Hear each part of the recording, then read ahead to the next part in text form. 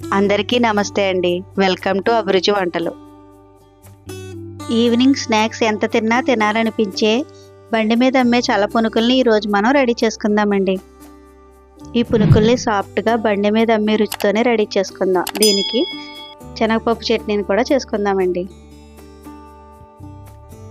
ఒక గిన్నెలో 2 కప్పులు మైదాని తీసుకోవాలి.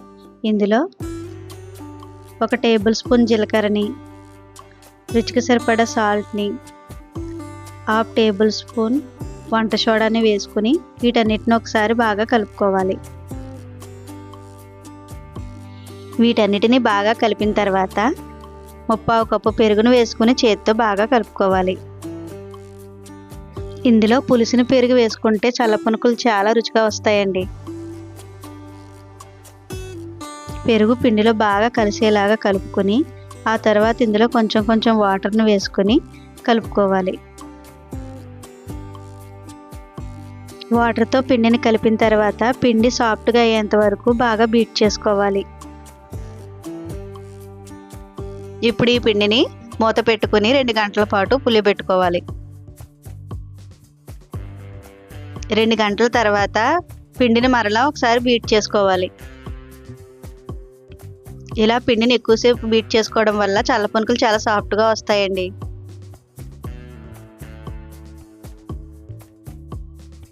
ఇలా పిండిని రెడీ చేసుకున్న తర్వాత డీప్ ఫ్రైకి సరిపడా ఆయిల్ని పెట్టుకోవాలి.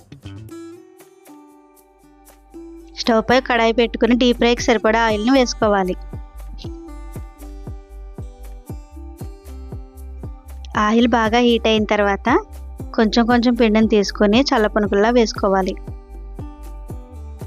ఆయిల్లో పునుకులు వేసిన వెంటనే పైకి తేలితే పునుకులు చాలా సాఫ్ట్గా వస్తాయండి. ఈ చల్ల పునుకులను గరిటతో కలుపుతూ వేయించుకుందామండి. ఇలా కలుపుతూ వేయించుకోవడం వల్ల అన్నీ బాగా ఫ్రై అవుతాయండి.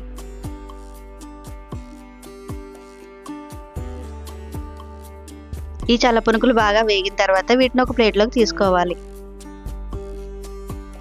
అదే విధంగా మిగతా పిండితో కూడా ఇలా చల్ల పునుకులు వేసుకోవాలి.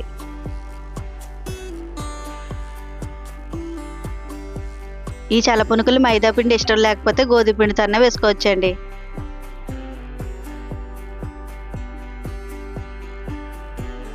మనకు చల్ల పునుకులు రెడీ అయిపోయినాయండి. దీంట్లోకి శనగపప్పు చట్నీని రెడీ చేసుకుందాం. ఒక మిక్సీ జార్లో 1/2 కప్పు పుట్నాల పప్పుని 4-5 పచ్చిమిర్చిని వేసుకుని మెత్తగా పేస్ట్ చేసుకోవాలి. ఇందులో రుచికి సరిపడా సాల్ట్ని వేసుకుని బాగా కలుపుకోవాలి. ఇప్పుడు ఈ చట్నీలోకి పోపుని రెడీ చేసుకుని వేసుకోవాలి. అంతేనండి, బండి మీద అమ్మే చల్ల పునుకులు చట్నీ రెడీ అయిపోయింది.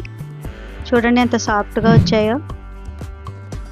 మా వీడియో నచ్చితే లైక్ చేయండి, షేర్ చేయండి, ప్లీజ్ సబ్స్క్రైబ్ చేసుకోండి.